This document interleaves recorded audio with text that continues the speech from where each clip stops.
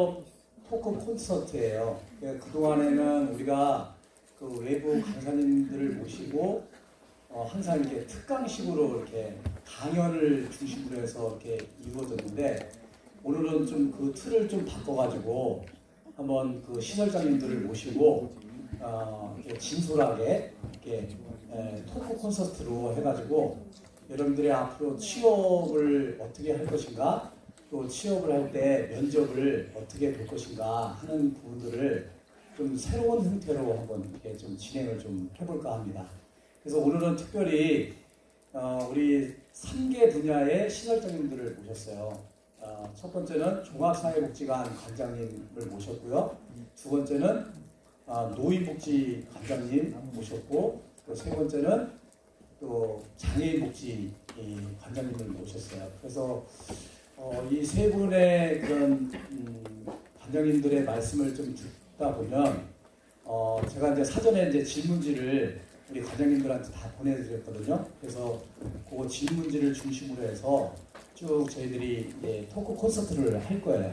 그래서 우리 관장님들의 말씀을 잘 한번 들어보시고 여러분들이 들으면서 혹시 궁금한 거 있으면 이렇게 메모를 잘 해놓으셨다가 나중에 한번 이렇게 질문을 할 수 있는 그런 시간을 좀 갖도록 하겠습니다.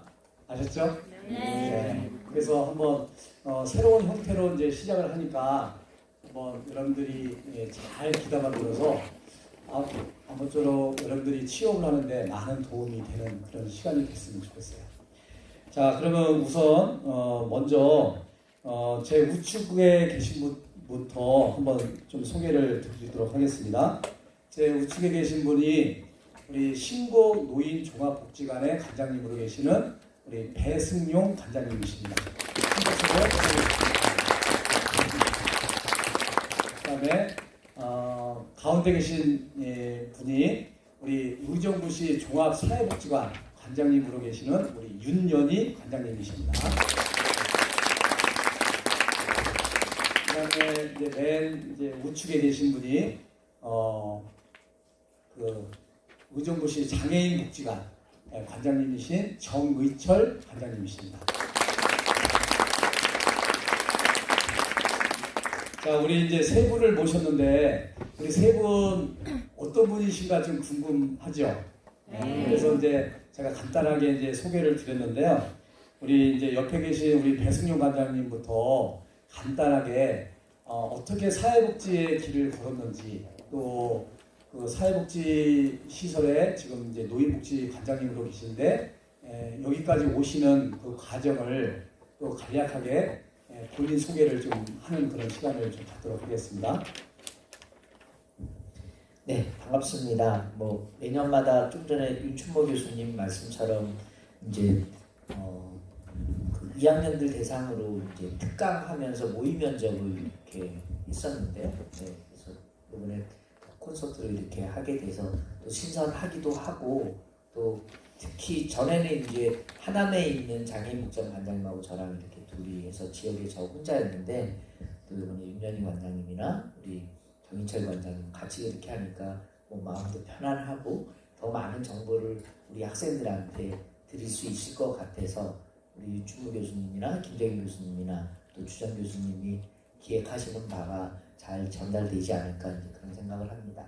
저는 여러분들처럼 이제 대학에서 사회복지를 전공을 해서 남들보다 조금 말썽을 많이 펴서 한 10년 만에 대학을 졸업을 해서 약간 뒤늦게 동기들보다는 사회복지를 시작을 했고요. 처음에는 이제 종합사회복지관에서 출발을 했다가 의정부에 온 건 2000년도에 여기 옆에 계신 윤연희 관장님이 지금 계시고 있는, 그 당시 장암종합사회복지관이라고 그랬는데 의정부 종합사회복지관에 이제 왔다가 지금 현재 근무하고 있는 신곡노인종합복지관, 그리고 요 학교 인근에 있는 이제 분관인 흥선노인복지관, 이렇게 두 곳이 그렇게 있는데요. 신곡노인종합복지관은 2011년도에 이제 위탁을 받으면서 이제 오게 됐습니다. 그래서 뭐 그 의정부에는 이제 19년째 이렇게 일을 하고 있고, 특별히 이제 경민대학 사회복지과와는 인연이 되게 2006년도에 이제 여기 이게 과가 개설이 됐을 때 과분하게 제가 강사를 처음에 이렇게 오게 돼서 그 다음 해부터 이제 우리 주정 교수님하고 인연을 맺어서 2014년도까지인가 산업체 이렇게 주간 이렇게 번갈아 가면서 지금은 이제 과명이 독특하긴 한데 호텔 관광경영학과 군인분들이 사회복지를 공부하는 분들이 있어서 이제 오늘 저녁 그다음에 목요일 날 이렇게 해서 군인들을 가르치는 걸 하고 있습니다. 저한테는 경민대학 사회복지과는 참 그 아련한 그리고 저를 많이 성장시켜준 곳이기도 하고 우리 교수님들이 계셔서가 아니라 되게 은혜를 많이 입은 그래서 이제 저쪽에 우리 3명이 이렇게 있습니다. 좀 이따 끝나고 꼭 명함 받으세요.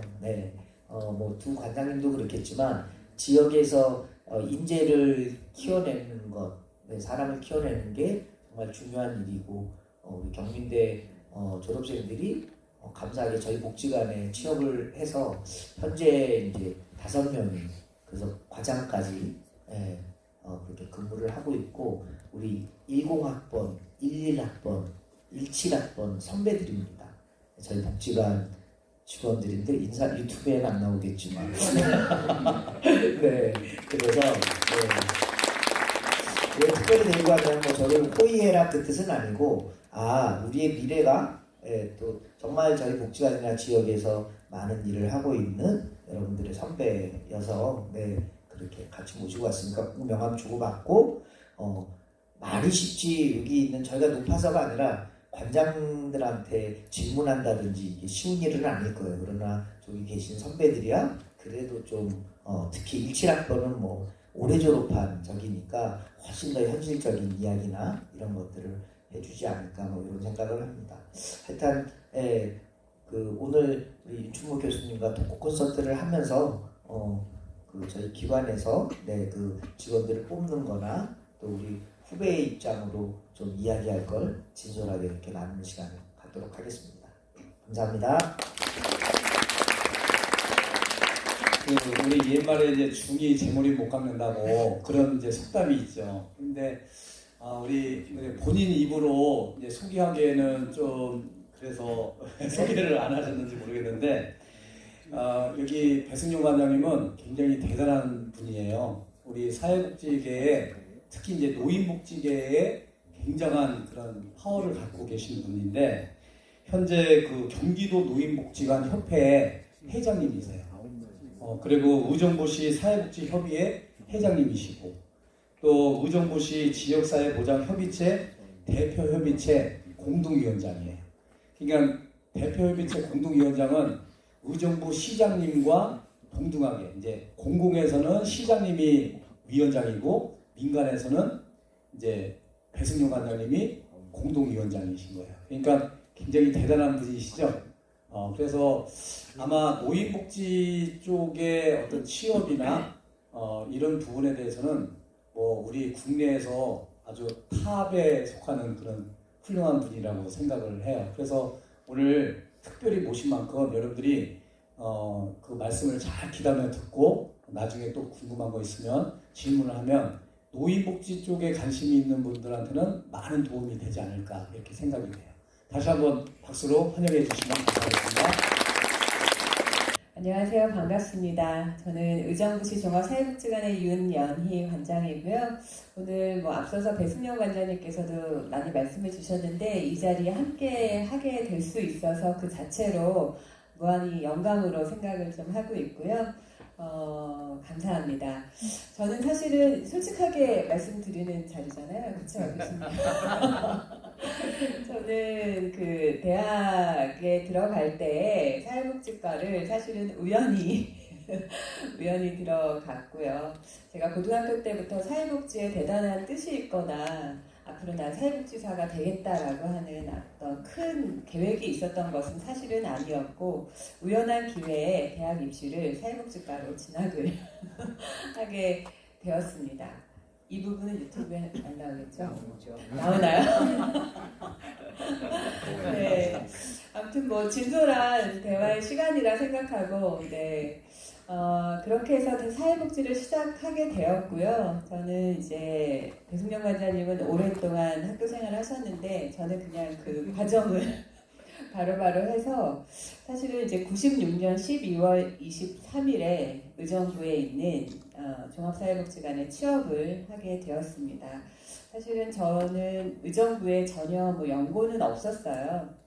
그래서 그 당시에는 서울에 있는 모 복지관에 이제 취업을 앞두고 자원봉사와 실습을 전략적으로 하고 있었었는데 사람의 일은 정말 앞일을 알 수가 없는 그 옛 말처럼 우연한 기회에 의정부에 있는 장암종합사회복지관에서 사회복지사를 뽑는다는 그 말에 이력서를 넣고 바로 채용이 됐고 바로 일주일 뒤에 출근을 해라라고 하는 결정이 좀 나서 제 생에 의정부가 있을 줄은 몰랐는데 아무튼 이제 의정부에 96년 12월 23일에 발걸음을 하게 되었습니다. 지금은 의정부시 종합사회복지관으로 명칭이 바뀌었고요. 운영 주체는 뭐 그대로 의정부 YMC에서 운영을 하고 있는데 명칭만 예전에는 장암복지관에서 지금은 의정부시 종합으로 바뀌었습니다. 저는 이제 96년 12월 달에 장암종합사회복지관의 일반 사회복지사로 시작을 해서 그냥 쭉 근무를 하다가 네, 현재 이제 그 복지관의 관장이 좀 된 케이스라 네, 많은 분들께서 되게 신기하게 생각하시는 경우라고 많이들 말씀을 하시는데 네, 어떻게 하다 보니 저도 어느 날 보니 이렇게 이 자리에 와 있는 것 같습니다. 아무튼 처음에 시작은 사회복지에 대단한 꿈이 있어서 시작한 것은 아니었지만 하다 보니 사회복지라고 하는 것이 제 삶에 있어서 떼어낼래야 떼어낼 수 없다라는 것을 수시로 많이 깨닫고 있고요. 또 의정부 지역은 제2의 고향이라고 할까?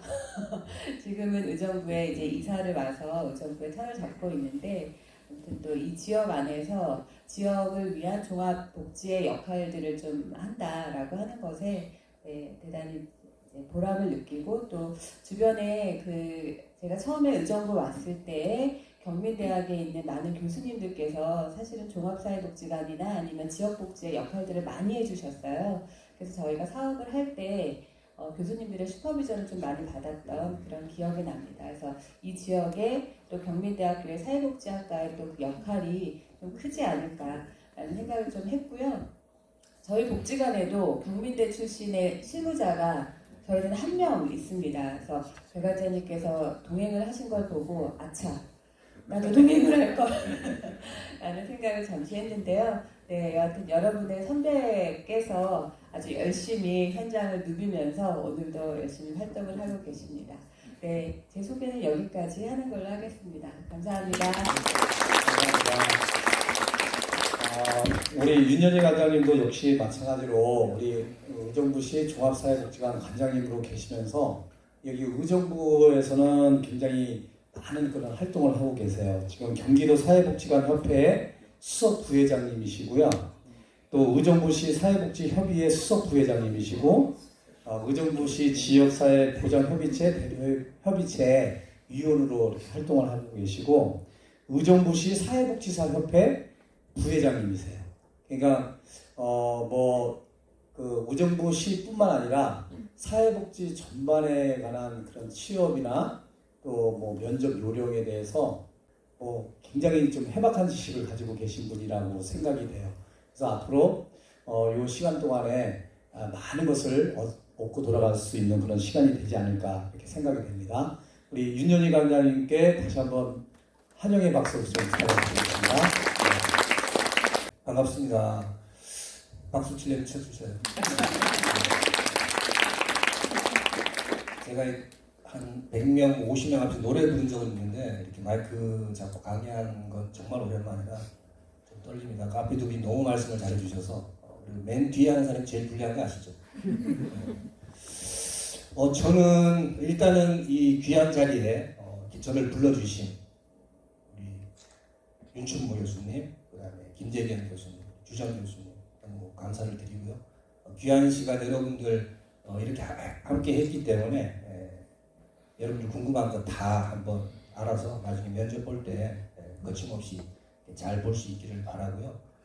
그런데 나중에 관장님이 말씀해 주신 대로 면접을 봤는데 왜 떨어졌어요? 이런 민원은 안 주셨으면 농담이고요. 저희들이 하는 말은 거의 스탠다드라고 생각하시면 되고 당연히 그 기관의 면접관이나 여러 가지 상황에 따라서도 달라질 수 있고요. 본인 컨디션에 따라서 달라질 수가 있기 때문에 그런 것들은 지금부터 차츰 준비하시면 될 것 같아요.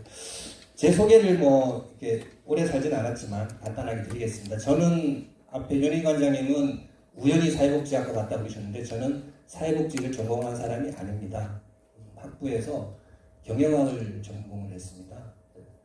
왜 경영학을 전공했느냐 이렇게 물어보시면 졸업을 하면 다 뭐를 해야죠? 취업을 해야 되잖아요. 그죠? 제가 이제 학교 갈 때만 해도 경영학과를 졸업하면 무조건 취업이 잘 된다. 학교마다 아주 홍보도 많이 하고 취업률 99%, 막 90% 이렇게 됐어요. 그래서 거기에 넘어가가지고 경영학과를 갔어요. 4년제 대학을 가서 졸업을 하고 우수한 성적은 아니에요. 그냥 못한 것도 아니고 놀 만큼 놀고 공부 조금 하고 해서 졸업을 했는데 제가 보시다시피 장애인이다 보니까 졸업하고 나서 그때부터 취업하는 데 있어서 굉장히 어려움을 느꼈어요. 그래서 이력서에다가 제가 장애인이라고 표시를 하면 서류에서 다 떨어져요. 그런 시절이 있었어요. 그래서 제가 서류에다가 장애인이라는 표시를 안 해봤어요. 붙었어요. 면접을 보러 갔는데 떨어졌어요. 그래서 졸업을 하고 나서 계속 제가 거짓말을 조금 못해서 100군데 이상을 아마 넣었을 거예요. 큰 기업, 작은 기업, 시험 치는데 안 치는데 계속 다 떨어져서 저도 이제 계속 그런 걸 하다 보니까 힘도 빠지고 내 길은 이 길이 아닌가 보다 라고 해서 그때 제가 동작구에 살고 있었는데 동작구청에 취업 담당하시는 분한테 가서 상담을 이제 했죠. 제가 이런데 졸업을 했는데 취업 좀 자리가 없느냐 딱 보시더니 그때 아마 제가 그때가 계기인 것 같아요. 그때 취업 담당하신 분의 남편이 장애인 단체에 근무를 하고 계셨어요. 그래서 제가 또 장애인이고 하니까 그러면 혹시 장애인 단체에서 근무해 볼 생각이 없느냐. 저는 아무것도 몰랐어요. 그때는 취업을 그냥 해야 되겠다는 생각밖에는. 그래서 우연히 장애인 단체에 95년도 5월 1일 날 입사를 했는데 아무것도 몰랐어요. 급여가 얼마인지 전혀 모르는 상태에서 들어갔는데 3개월 수습 동안 월급도 없고 3개월 수습 끝난 다음에 월급을 받아봤더니 60몇만 원 이렇게 되더라고요. 나름대로 저는 대학교 졸업해서 경영학까지 졸업했는데 나름대로 큰 포부를 가지고 취업을 했는데 이렇게 돼서 처음에는 이거 잘못 들어온 거 아닌가라는 생각도 하고 그만둘까 하다가 그래도 한번 버텨보자 라는 그런 생각으로 일을 하다가 그 장애인단체에서 장애인복지관을 이제 수탁하게 됐어요. 98년도에. 그래서 이제 개관 준비팀으로 그쪽에 이제 발령을 받아서 근무를 하면서 그 법인 산하의 그 이후로 그게 제가 그때 갔던 복지관이 서울에 있는 서울시립 북부장애인 복지관이라고 상계동에 있는 건데 그게 우리 그 법인에서 운영한 첫 장애인 복지관이에요. 그래서 그 이후로 계속 수탁을 받아서 제가 거기 있으면서 개관 준비팀으로 좀 지방에도 내려가고 지방에 내려가면 보통 개관 준비하면 한 60일에서 90일 걸리거든요. 지방도 좀 많이 다니고 해서 그때 95년도에 입사를 해서 현재까지 한 25년 정도 장애인 쪽에서 근무를 하고 있는데 취업을 하기 위해서 장애인판에 뛰어들었지만 지금은 누구보다도 장애인판에 서서 장애인 분들이 조금이라도 불편한 게 뭐가 있을까를 제 나름대로 연구하고 고민하고 25년째 근무를 하고 있습니다. 그리고 관장은 제가 오래 안 했어요. 2010년부터 이제 관장을 해서 지금 한 10년 차 조금 못 되는데 부족한 것도 많고 저도 아주 배우면서 이렇게 업무를 수행하고 있습니다. 아무튼 여러분들 만나서 반갑고요. 서두에 말씀드린 듯이 여러분들이 목표한 만큼 이 시간에 소중한 시간이 됐으면 좋겠습니다. 고맙습니다. 우리 그 정희철 과장님도 역시 그 장애인 복지 분야에서는 그 화려한 경력을 갖고 계세요. 우리 서울시립 북부 장애인 복지관 관장님을 하셨고요. 용인시 처인 장애인 복지관 관장님을 하셨고 또 용인시 보호작업장 관장님을 하셨고 성남 장애인 복지관 관장님을 하시다가 현재는 이제 우리 의정부시 장애인 복지관 관장님을 하고 계세요. 역시 마찬가지로 이제 경기도 장애인 복지관 협회 부회장직을 맡고 계시고요. 우리 두 분과 함께 우리 의정부시 사회보장 협의체 대표 협의체 위원으로 이렇게 활동을 하셔서 우리 정인철 관장님은 장애인 복지 분야에 굉장히 많은 그 경험과 지식을 갖고 계신 분이기 때문에 아마 오늘 여러분들한테 많은 도움이 되지 않을까 이렇게 생각이 듭니다. 그래서 이제 지금부터 우리 이제 세 분을 모시고 본격적으로 한번 여러분의 취업 분야, 종합사회복지관, 노인복지관, 또 장애인복지관 분야별로 한번 이야기를 나눠보도록 하겠습니다. 우리가 이제 취업을 하려면 어떤 시설이 어느 정도의 규모로 있는지 좀 알아야 될 거 아니에요? 그래서 내가 어디로 가야 될지 그 규모를 좀 이해하는 게 좀 필요할 것 같아서 이번에는 이제 거꾸로 우리 정희철 관장님부터 우리 장애인 복지관이 전국에 한 어느 정도 분포되어 있고 또 경기도에는 어느 정도 분포되어 있고 의정부에는 장애인 복지 시설이 어느 정도의 어떤 시설들이 있는지에 대해서 한번 설명을 좀 듣는 시간을 갖도록 하겠습니다. 네, 역시 교수님은 교수님이시네요. 너무 놓고 있었는데. 전국의 장애인 복지관은 지금 현재 2019년 10월 현재 241군데입니다. 241군데. 전국에 있는 장애인 복지관은. 그래서 17개 시도별로 이렇게 살펴보면 서울이 49개고요. 부산이 15개, 대구가 6개, 인천이 10개, 광주 7개, 쭉쭉쭉쭉 이렇게 나가서 241개가 있고, 중요한 건 경기도에 몇 개가 있느냐? 경기도에 37개가 있습니다. 경기도가 31개 시군이잖아요. 그죠? 31개 시군인데 31개 시군에 37개 지금 그 장애인 복지관이 있고요. 31개 시군 중에 설치가 안 된 곳이 3군데가 있어요. 어딘지 혹시 아시면 제가 복지관 커피 쏘겠습니다. 장애인 복지관이 없는 미설지 지역 3군데가 있습니다. 마치시면 커피 쏘겠습니다. 네. 연천이요. 또 그거밖에 모르겠어요. 하나 맞췄어요. 하나. 네. 부천이 있다고? 동두천? 있습니다. 가평 있습니다. 가평 있어요. 나비 아까 그랬죠.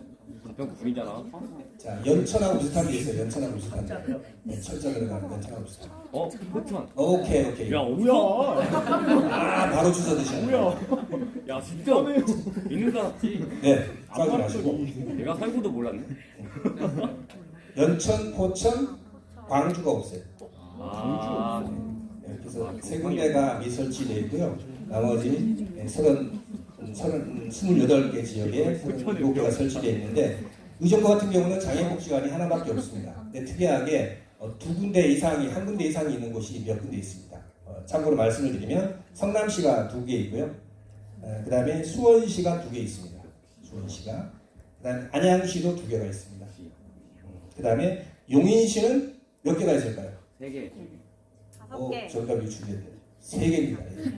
용인시는 이렇게 구마다 처인구, 수지구, 기흥구 3개 구가 있는데 3개 구마다 하나씩 있고요. 의정부는 의정부가 2개가 있어요. 장애인복지관은 하나 있고요. 시각장애인복지관이 하나 있어서 의정부는 이제 장애인복지관이 2개 있고요. 그 다음에 평택시가 또 2개가 있습니다. 그리고 화성시가 2개. 이렇게 해서 경기도에는 37군데가 있습니다. 그리고 가장 궁금한 여러분들이 의정부에서 터를 잡고 의정부에서 살 분들이 굉장히 많으시기 때문에 의정부에 있는 장애인복지시설을 한번 좀 말씀을 드리면 의정부가 몇 개 권역으로 나눠져 있는지 아시죠? 4개 권역으로 나눠져 있잖아요. 흥선 권역, 호원권역, 신곡권역 이렇게 송산권역 나눠져 있는데 장애인복지시설이 제가 이렇게 보니까 흥성권역이 제일 많아요. 장애인복지시설이나 단체, 기관 이렇게 해서 10군데가 있고요. 호원권역이 한 군데, 그 다음에 신곡권역이 4군데, 그 다음에 송산권역이 장애인복지관이 위치한 곳입니다. 여기는 7군데가 있는데 장애인복지시설 하면 뭐 어떤 게 떠오르시죠? 장애인복지관 외에도 혹시 보호작업장, 또 네. 주간보호센터. 오케이. 오, 있지. 좀 이따가 제가 면담을 해요. 관심 많으신. 장애인복지관 외에 아까 말씀하신 주간기보호센터, 작업장, 뭐 그룹홈 이런 것들이 장애인복지 시설에 포함이 됩니다. 그래서 의정부에는 총 23개 장애인복지 시설이나 관련 단체가 있고요. 장애인복지관은 장애인복지관 하나, 시각장애인복지관 하나 해서 2개 그렇게 지금 설립되어서 운영이 되고 있습니다. 네. 이상입니다. 종합사회복지관은 사실은 다른 복지관의 역사 중에서도 좀 오래된 역사에 속하는데요. 그럼에도 불구하고 의정부에는 아직까지 한 군데 저희 복지관밖에는 없어요. 그래서 그 부분이 이제 시설적인 면에서는 굉장히 아쉽고 또 열악하다라고도 표현할 수 있는데요. 종합사회복지관은 전국적으로는 466개가 있고요. 정확한 데이터는 한국사회복지관협회 안에 이렇게 리스트가 이렇게 쭉 나와 있는 것이 있습니다. 그래서 아마 여러분들이 또 그 거주하고 있는 지역에 또 복지관이 뭐가 있을까라고 생각해 보셨을 때 혹시나 궁금하신 사항이 있으시면 한국사회복지관협회 사이트에 들어가면 그 리스트가 쭉 나와 있기 때문에 제가 참고로 말씀을 드리고요. 경기도에는 앞서 말씀하신 것처럼 31개의 시군구가 있는데 총 78개가 있어요. 근데 이제 제가 조금 아까 한국사회복지관 협회를 말씀드렸고 또 경기도 사회복지관 협회라고 있습니다. 근데 경기도 소재하고 있는 복지관 중에 이 협회에 가입을 하는 복지관이 있고 가입하지 않는 복지관들이 좀 있는데요.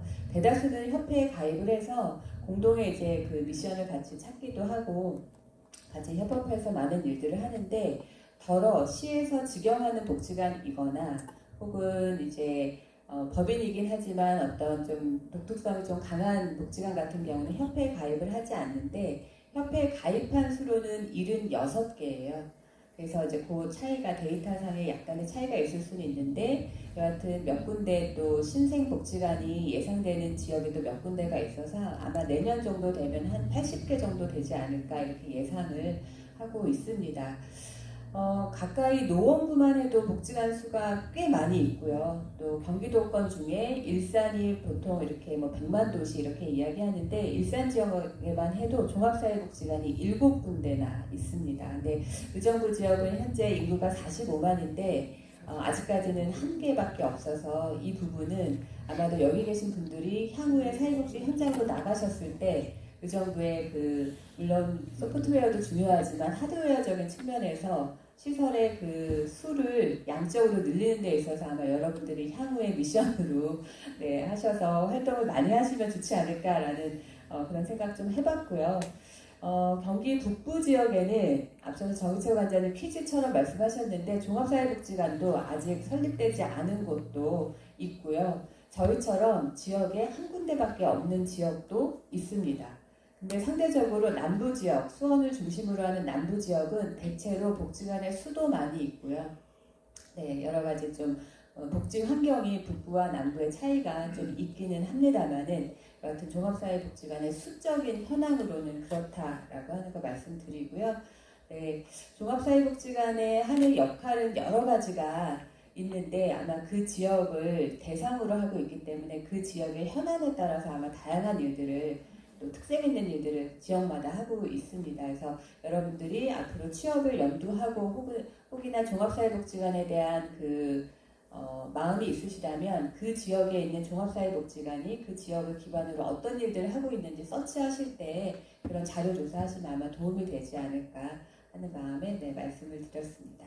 네, 뭐 수업 시간에 많이 얘기 들으셨겠지만 이제 저출산, 고령화 뭐 이 단어들을 많이 들으셨을 거예요. 그래서 본의 아니게 이제 고령화 또 고령 사회가 되다 보니까 노인복지에 대한 관심이 워낙 많이 있고 우리 여러분들이 가장 많이 아는 시설은 이제 뭐 요양원, 주야간 보호센터 뭐 그렇게 있는데 이제 노인복지관은 그냥 간단히 말씀드리면 어르신들이 학교처럼 오전 9시부터 오후 6시까지 오셔서 교육도 받으시거나 아니면 뭐 식사를 제공받으시거나 일자리를 연계하시거나 아니면 뭐 건강과 관련된 프로그램을 이용하시거나 종합적인 그런 서비스를 받고 있는 곳이고 복지관에 이제 못 오시는 분들은 제가 어르신들하고 저희가 파견 나가서 서비스를 전달하는데요. 전국적으로는 한 350군데 정도가 있습니다. 물론 여기에는 이제 그 수치에 들어와 있지 않는 시군구가 직접 직영하는 데가 좀 있어서 그 숫자까지 하면 뭐 한 400군데까지가 될 거고 저희 지역에는 이제 송산 노인종합복지관, 의정부 노인종합복지관, 제가 근무하고 있는 신곡 노인종합복지관 그리고 바로 요 전에 가능 3동 지금 흥선동으로 합쳤지만 거기에 흥선 노인복지관 우리 권혁헌 선생님 거기 남자 선생님이 근무하고 있는 데인데 분관이라는 형태로 이렇게 있습니다. 그래서 이제 고령화 사회이다 보니까 앞으로 이제 추세는 점점 늘어날 가장 많이 그렇게 기대가 되고요. 지금 의정부만 하더라도 한 요 몇 년 안에 이제 호원동에만 없는데 이제 같이 뭐 호원노인복지관에 대한 계획도 그렇게 있는 것 같고요. 뭐 양주에도 있고 동두천에도 있고 연천 그다음에 이제 서울로 여러분들 뭐 서울에 많이 사시니까 서울에는 이제 거의 시립 구립 형태로 각 그 27군데 각 구마다 노인복지관이 있습니다. 고향 같은 경우는 이제 3개의 노인복지관이 그렇게 있고요. 경기도 중에 유일하게 없는 곳은 이제 바로 옆에 있는 구리에 유일하게 아직 그렇게 없고 남양주만 하더라도 3군데가 그렇게 있습니다. 그래서 앞으로 계획들이 뭐 좀 그렇게 많이 있는데 하나만 더 말씀드리면 서울에 가면 이제 노인복지센터라는 이름으로 이 동사무소 규모로 이제 그것도 이제 복지관으로 소규모라는 형태로 그래서 창동 노인복지센터 또는 방학 노인복지센터 이런 데도 복지관이라는 이름을 안 쓸 뿐이지 그래서 저기 양천구에 가면은 그 저기 목동 그 실버 뭐 센터 뭐 이런 명칭을 조금 법적인 단어와 행정적인 단어는 노인복지관이지만 그 기능은 노인복지관 기능을 하면서 노인복지센터라는 그런데 이제 요 헷갈리는 게 노인복지센터라는 이름을 붙여놓고 주야간 보호나 아니면은 방문 요양만 하는 그렇게 있습니다. 그래서 그거는 이렇게 자세히 이렇게 서치하시면 아마 그 기능 그런 부분에 대해서 알게 되시지 않을까. 네, 이상입니다. 자, 그러면 이제 우리가 이제 종합사회복지관, 이제 노인복지관, 또 장애인복지관이 전국적으로 경기도 또 의정부시에 어느 정도 이제 분포가 됐는지 이제 이해를 한 시간을 이제 보냈고요. 그러면 우리가 이제 그 종합사회복지관, 노인복지관, 장애인복지관에 취업을 해야 되는데 그럼 우리가 들어갈 수 있는 그 취업 자리가 일자리가 뭐가 있는지 뭐 이걸 좀 알아야 될 거 아니에요? 어떤 일자리가 있는지 한번 그 각 복지관별로 그 인력 구조를 한번 좀 들어보고요. 또 채용 인력에 대한 정보를 우리가 한번 좀 듣는 그런 시간을 한번 갖도록 하겠습니다. 이번에는 중간에 계신 우리 윤전희 관장님부터 종합사회복지관의 어떤 인력 구조가 어떻게 돼 있고 그리고 그 인력 구조 중에서 우리 이제 특히 전문대 학생들을 좀 포커스를 맞춰서 종합사회복지관에서 전문대 출신들이 어떤 자리에 취업을 할 수 있는지 또 종합사회복지관에 제가 듣기로는 전문대를 졸업하고 바로 종합사회복지관에 취업을 하기가 좀 그 쉽지는 않다라는 얘기를 듣는데 그러면 종합사회복지관에 취업을 하기 위해서 우리 전문대생들이 어떤 경험이나 경력이나 어떤 지식 또 자격증을 좀 소지를 해야 될지 그런 부분에 대해서 한번 좀 말씀을 좀 해주셨으면 좋겠어요. 네. 저희 복지관은 정규직 TO가 13명이에요.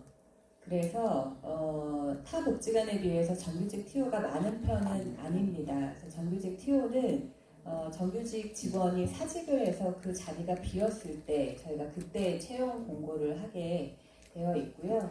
정규직 말고 이제 계약직이 있는데 계약직은 예를 들어 우리가 사업을 하나 새로 하는데 한 3년 정도 사업이다. 그래서 이 3년의 사업을 진행할 3년의 기간 동안만 일할 사람을 구한다든지 이렇게 이 부분은 근데 이제 뭐 미리 계획되어 있거나 그렇지는 않고 사안이 발생했을 때 이제 채용 공고가 이루어지게 되고요. 채용 공고하는 방식은 공개 채용이 원칙이기 때문에 다 이제 구인 사이트에다가 다 올리고 저희 복지관에다가 다 채용하는 분야에 대해서 공고를 냅니다. 그러면 그 공고문을 자세히 읽어보시면 뭐 이력서, 자기소개서, 기타 등등 필요 서류 등이 이렇게 명시가 되어 있는데 저희 같은 경우는 이력서 양식을 저희 자체 양식으로 이렇게 그 폼을 올려놔요. 이제 저희가 서류를 좀 받을 때 그 자체 양식, 저희가 제시한 양식에 쓰지 않고 그냥 일반적 이력서 양식으로 하면 저희가 서류 전형에서 그냥 탈락을 시키거든요. 서류 전형에서부터 꼼꼼하게 읽어보고 여기에서 원하는 그 양식에 따라서 서류를 좀 제출하시는 게 중요한데 의외로 또 급하셔서 그런지 그냥 일반적 양식으로 보내시는 분들도 많이 있는데요. 아마도 그분들 중에도 훌륭하신 분들 많이 있으시겠지만 그래도 변별력을 위해서 그 부분은 그냥 저희가 서류 전형에서는 합격을 시키지는 않고 있습니다. 사회복지사 자격증 소지자면 누구나 응시할 수 있기 때문에 1급이냐 2급이냐의 차이를 선별할 때 두지는 않는데요.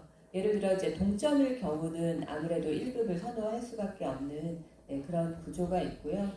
학교 졸업하고 바로 또 1급을 딸 수 있는 그 여건이 갖춰지면 1급을 아마도 하시는 게 취업에 있어서는 그래도 좀 좋을 것 같다라는 생각이 좀 들고요. 저희도 실제 이제 우리 경민대 선배가 한 명 근무하고 있고 또 예전 신흥대, 지금은 신한대지만 신흥대 출신의 또 실무자가 한 명 근무하고 있는데 그 신흥대 출신의 실무자는 지금 중간관리자의 역할을 아주 성실하게 잘 하고 있습니다. 그래서 사실은 뭐 4년제를 나왔냐 전문대를 나왔냐의 차이가 있다고도 볼 수 있고 또 없다고도 볼 수 있는데요. 저는 중요한 거는 채용이 된 이후에 선생님들의 어떤 그 역할들이 이후에 후배들에 대한 이미지에 큰 영향을 주지 않을까라는 생각을 좀 하고 있어요. 그래서 예를 들어 선배들이 현장에 취업을 해가지고 얼마나 성실하게 일을 잘 하느냐가 뭐 전문대라고 해서 크게 제한을 둘 필요가 없겠구나라고 하는 현장의 이미지를 더 긍정적으로 좀 표현해 줄 수도 있고 또 반대의 경우는 조금 한계가 있네 이렇게 또 생각이 들게끔 하는 경우도 있기 때문에 일단은 현장에 취업한 이후에 그 역할도 상당히 중요하다라는 생각이 좀 들고 그 이전에는 이제 취업이 우선은 돼야 되잖아요. 그래서 현장은 사실은 이제 취업을 하려면 자원봉사나 실습이나 이 중요성은 아마 교수님들께서 많이 말씀을 하실 텐데요. 정말 중요합니다. 왜냐하면 사실은 그 면접을 통해서 혹은 서류를 통해서 이 사람에 대한 평가를 한다라는 게 면접위원들도 상당한 부담이거든요. 여기에 대한 그 평가 기준을 어떻게 또 작용시킬 것이냐에 대한 상당한 부담감이 있는데 되게 익숙하게 실습을 통해서 이 사람의 그 능력이나 품성이나 인성이나 여러 것들이 검증이 되고 또 자원봉사를 통해서 또 적극성이나 어떤 업무에 임하는 태도나 이런 것들이 또 많이 검증이 되면 한결 수월하고요. 또 물론 이제 공정한 심사를 하긴 하지만 또 사람 사이의 관계라는 것이 좋은 관계 또 긍정의 그 관계에 있었던 좋은 경험이 또 그 사람을 굉장히 좋게 평가하는 부분들이 있기 때문에 여러분들이 비단 종합사회복지관뿐만이 아니라 어디라도 희망하시는 분야가 있다면 그 분야를 집중적으로 공략하시는 게 정말 필요해요. 그래서 실습이든 자원봉사자이든 그리고 실무자들과의 어떤 유대관계 이런 것들을 실습이 끝났다고 이렇게 관계를 끝내는 것이 아니라 계속적으로 연락하면서 서로가 필요할 때 좀 도움을 줄 수 있는 그런 긍정의 관계가 된다면 향후 취업까지 연결되어 있는 그 경우의 수가 상당히 높아질 수밖에 없습니다. 그리고 이제 현장에서는 사실 운전이라든지 이런 게 또 되게 기본적인데 기본적인 게 안 되는 경우들이 있거든요. 그래서 자격증 취득과 함께 그리고 문서 작성 능력 이런 것들 당연히 또 전제되어야 되고요. 의외로 이렇게 보고서 같은 거 쓸 때 되게 난감해하는 신입 실무자들이 있더라고요. 그래서 보고서 쓰는 연습 그리고 기본적으로 운전이라든지 뭐 이런 것에 대한 훈련 그런 게 되면 아마도 취업할 때 조금 더 용이하지 않을까 싶습니다. 저희 복지관은 제가 좀 말이 길어지는 것 같긴 한데 저희 복지관은 13명 키우고요. 그 세 가지 팀으로 이루어져 있어서 그때그때 그 뽑는 영역은 좀 다릅니다. 근데 복지관 안에 이루어지는 각종 프로그램에 대한 기획 또 현장 진행 피드백 당연히 다 이루어지고요. 요새는 또 커뮤니티 케어 내지는 또 사례 관리에 대한 부분들이 많이 있기 때문에 아울리치처럼 지역에 나가서 하는 좀 액션이 가미된 활동들이 좀 많이 있습니다. 그래서 그런 부분에 있어서 선생님들이 내가 이 영역에 과연 맞는 것이냐에 대한 충분한 고민이 좀 사전에 전제되면 더 좋겠다 하는 말씀을 좀 드립니다. 네, 이상입니다. 이 부분은 이제 그 말씀을 좀 듣고 혹시 뭐 종합사회복지관이나 노인복지관이나 또 장애인복지관에 관심이 있는 분들 중에서 좀 궁금한 사항들이 있으면 이렇게 메모를 해놨다가 이따가 이제 질문하는 그런 시간을 갖게 되면 그때 더 추가적으로 질문을 좀 하는 걸로 하겠습니다. 그러니까 일단은 이제 종합사회복지관은 정규직 TO가 13명인데 이게 이제 의정부 종합사회복지관뿐만 아니라 다른 이게 규모에 따라서 이제 정원이 다른 거죠. 네. 지금 의정부 종합사회복지관 규모가 어느 정도 되는 거예요? 저희가 이제 1834제곱미터인데 이 크기에 따라 예전에는 가형, 나형, 다형 이렇게 나누어져 있고요. 가형이 제일 큰 복지관이라고 생각을 하시면 되고 저희 같은 경우는 중간 사이즈 나형의 복지관에 있습니다. 예전에는 복지관마다 그 최소 그 인력 기준이 있었어요. 가형은 몇 명, 나형은 몇 명 이랬는데 지금은 그게 없어지고 그냥 전체적으로 최소 인력 기준만 있습니다. 그래서 최소 인력 기준은 11명이에요. 근데 이제 저희는 복지관 13명인데 다른 복지관은 저희 복지관보다 조금 규모가 작더라도 더 많은 정규직 TO를 보유하고 있는 종합사회복지관도 있어요. 그래서 그 기관마다 정규직 TO의 수는 다르기 때문에 아마 그거는 네, 기관마다 확인을 해보셔야 될 것 같습니다. 저희는 13명입니다. 근데 이제 우리가 그 종합사회복지관에 이제 취업을 하게 될 경우에는 통상 정규직으로는 이제 안 되고 주로 이제 제한 뭐 지원 사업이나 뭐 이런 쪽의 인력을 뽑을 때 우리 전문대생들은 좀 가능한 거죠. 아닙니다. 저희 정규직 TO 할 때도 여러분들 충분히 다 응모하실 수 있고요. 서류 전형 통과하시고 이후에 면접 전형 저희는 시험을 보진 않거든요. 그래서 면접하고 서류기 때문에 그 과정만 다 잘 통과하시면 바로 정규직으로 네, 되고 있고요. 저희는 그 인턴제는 없고 채용이 되면 바로 정규직입니다. 뭐 전체적인 건 윤현희 관장님이 말씀해 주신 거랑 뭐 크게 다르지 않으니까 제가 그런 부분은 삭제하고 저희 복지관이나 노인복지관 부분만 추가하도록 하겠습니다. 저희 노인복지관도 이제 각 지자체마다 이제 기본 기준은 있지만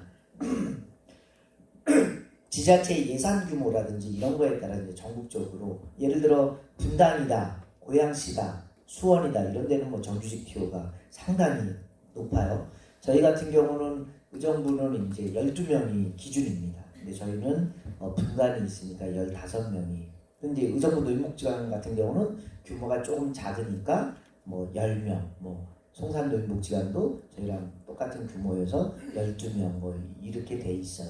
이제 나머지 직원들은 이제 사업에 따라서 종합사회복지관처럼 이제 계약직으로 이렇게 뽑게 되는데 노인복지관은 뭐 여타 이 장애인복지관이나 종합사회복지관에 비해서 특화 사업이나 부설 사업이 워낙 아까 고령화 얘기 드렸잖아요. 그러니까 워낙 떨어지는 사업들이 많아서 비정규직 또는 계약직 규모가 정규직보다 더 많이 있는 경우가 사실 많습니다. 저희 뭐 신공노인복지관 같은 경우는 그러한 사업들을 많이 안 받으려고 해서 딱 23명으로 이렇게 되어 있는데 이제 부득이하게 그 사업을 진행을 해야 되면 거의 대부분은 계약직인데 이 계약직이라는 것이 사실 듣기에 따라서 이렇게 어떤 차별적 요소 또는 불안적 요소로 작용할 수도 있어요. 왜 나는 왜 계약을 딱 정해놓는 거지? 아까 말씀처럼 뭐 3년이 됐던 1년이 됐던 그러나 이제 현장에 들어오면 저희 같은 경우는 특별한 사업을 빼고서는 지속적으로 이제 물론 계약을 1년마다 한다라는 좀 단점이 좀 있지만 그래서 저희 뭐 그러한 계약직에 대한 저희 신공만 따지면 크게 뭐 차별적 요소가 물론 직원들이 느끼는 부분은 좀 다를 수도 있겠지만 그렇습니다. 그래서 이제 노인복지관 전체 인력 구조를 보면 사회복지사가 한 80% 차지하고요. 뭐 서무, 회계, 시설관리, 그다음 경로식당을 운영하니까 거기에 영양사나 조리사, 뭐 요런 분, 또 물리치료사 이런 분들 빼놓고는 다 사회복지사라고 이렇게 보시면 되고요. 다만 저희 신곡은 모든 분이 사회복지사 자격증을 갖고 계시더라고요. 그래서 영양사도 그렇고 물리치료사도 다 사회복지 대학원에서 공부했다든지 뭐 이렇게 그건 뭐 특수한 경우입니다. 노인복지관은 앞으로 이제 그 우리 경민대만 비유를 들면 오늘 제가 우리 선생님들 세 분을 같이 모시고 온 건 뭐 명함을 주고받는 것도 있지만 이제 저희는 윤현희 관장님 표현처럼 그런 어떤 전문대를 나왔느냐 4년제를 나왔느냐의 이 채용 과정에서 특별히 저걸 두고 있지는 않습니다. 저희는 신흥대 제가 이제 신흥대 강의도 나갔었고 경민대 강의를 나갔었기 때문에 뭐 교수를 해서 강의를 해서 그 학생들을 많이 뽑았다 이거보다 아까 말씀처럼 두 관장도 그러시겠는데 같은 조건이면 지역의 인재들을 뽑는다라는 거에서 저희는 80%가 전문대 출신 직원들입니다. 그래서 과장들도 전원 다 한 명은 신흥, 한 명은 경민 출신이어서 8년째 일을 그렇게 하고 있는데 다만 이게 4년제를 나왔느냐 전문대를 나왔느냐 이게 이제 여러분들이 느낄 때는 차이라고 생각할 수 있지만 그것보다도 얼마만큼 내가 취업에 대한 열망과 또한 자세가 준비되어 있느냐를 보여주는 것이 참 특정화시킬 수는 없지만 조금 전에 말씀하셨던 실습이나 자원봉사나 그리고 여러분들은 어떻게 느끼실지 모르지만 적어도 저 같은 경우도 지금 선생님들 여러분들을 서치하고 있어요. 네, 졸고 있구나. 전혀 안 듣고 있구나. 메모하고 있구나. 왜냐하면 저도 좋은 사람을 뽑아야 돼. 그 사람이 저한테 와서 실습에 대한 이야기를 하고 또는 자원봉사에 대한 이야기를 하고 그러면 그게 관계가 맺어지는 거죠. 거의 대부분 공정한 룰을 지켜서 들어오지만 그러한 부분이 작용하는 분야가 사회복지 분야입니다. 그래서 여러분들이 이제 뭐 한 달 정도 남았는데 되게 부담이죠. 취업에 대한 그리고 이제 전공수마를 가실 계획도 있으실 거고 뭐 또는 사회복지 이해 분야에 대한 계획도 있고 그러실 텐데 사회복지에 대한 생각을 정말 갖는다 그러면 여러분들이 저도 공부를 그닥 잘하지 못했어요. 그러다 보니까 아까 인사 때 말씀드린 것처럼 대학을 늦게 졸업했고 그랬으니까 어떻게 되겠어요? 정신 차린 다음부터는 그렇다고 뭐 지금 잘한다 그 표현을 하지 못하지만 제가 최선을 다하는 모습을 보여야 인정을 받게 되죠. 그거 없이 똑같이 간다 그러면 죄송하지만 사회의 인식은 예를 들어 오해하지 마시고 들으시면 앞에 앉아 있으면 열심히 한다고 기본적으로 생각해요. 그게 4년제를 선호하는 거. 뒤에 앉아 있으면 저 사람 관심 없구나. 근데 뒤에 앉는다고 관심이 없어요? 그렇진 않습니다. 그러나 퍼센트로 따지면 뒤에 앉아 있으면서 되게 집중하는 빈도가 실제 낮아요. 아까 우리 관장님 표현하셨는데 4년제 학생과 전문대 학생의 차이가 실력이라고 할 수도 있어요. 그런데 자세에서도 사실 되게 조금 있습니다. 그건 선생님들이 여러분들이 극복하셔야 될 문제예요. 여기 계신 당사자들이 있어서 그렇지만 여기에는 계약직 직원으로서 정규직 직원이 있고요. 2명은 제가 언제든지 자리가 생기면 정규직으로 그만큼 아직 1년 안 된 우리 안정영 선생님도 있는데 실제 그 얘기도 그냥 본인이 보여줬거든요.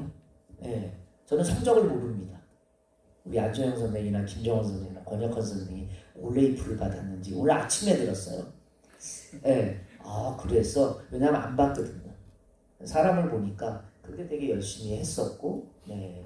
그래서 정말 하시고 싶으시면 이 관계라든지 적극적인 모습을 좀 보여주고 그 마음이 어디에 나오냐면 이력서와 자기소개서를 쓸 때부터 정말 달라집니다. 네. 마지막으로 저희 노인복지관은 아까 우리 교수님들한테 말씀드렸는데 오늘 이제 아직 결정은 안 됐지만 여기 심의위원이시고 저는 심의를 받는 사람인데 우리 커뮤니티 케어 관련돼서 고령화 사회이다 보니까 노인 맞춤돌봄이라는 이제 정부 사업이 시작이 되는데 이게 이제 노인복지관의 완전 전국에 다 그래서 의정부에도 4개 권역에 저희 복지관만 하더라도 신곡노인복지관하고 흥선노인복지관 2군데가 본의 아니게 다 들어가게 됐습니다. 그래서 85명의 직원을 뽑아야 돼요. 그리고 암담하죠. 그래서 아까 교수님한테 경민대 학생들한테 홍보를 해서 네. 그러니까 앞으로 노인복지관 또는 노인의 일자리들은 상당히 많이 늘어날 수밖에 없는 그런 구조이고요. 그리고 저는 솔직하게 저도 공부를 못했기 때문에 솔직하게 말씀드리면 정말 정규직 계약직에 차별은 없다고 하지만 정규직은 잘 안 나가요. 저희도 이직이 별로 없습니다. 여기 이 2 관장님네 복지관도 이직이 별로 없어요. 정말 뭐 여기 학생이 되게 열심히 하는데 뽑고 싶어도 자리가 없는데 어떻게 뽑겠어요. 그런데 제 인생에 투자를 해봐야죠. 계약직인데 내가 이 젊은 나이에 급여라든지 여러 가지 부분에 조금 부족하더라도 내가 들어가서 실력을 보여주겠다. 저는 23년 전에 그 선택을 했습니다. 들어가서 내가 보여주자. 네. 그래서 그러한 뭔가 자기 인생에 좀 뭔가 그 투자? 그래서 한 10년 후에 내가 계속 뭐를 하고 있을까 이렇게 멀리 보면서 지금 자기에 대한 투자를 하는 것도 참 필요치 않을까라는 생각을 하고요. 공고는 보통 복지관 홈페이지나 아니면 아까 구인 사이트라고 했는데 복지넷이라고 하는 데와 한국사회복지협회 이런 데는 의무적으로 이렇게 올리게 되어 있습니다. 그래서 수시로 관심 있는 기관 홈페이지 들어가서 지금 아니더라도 지금부터 보시면 거기에서 원하는 서류를 미리 준비하시고 어떤 유형의 자격증을 요구하구나. 근데 내가 그게 부족하다고 빨리 취득하셔야죠.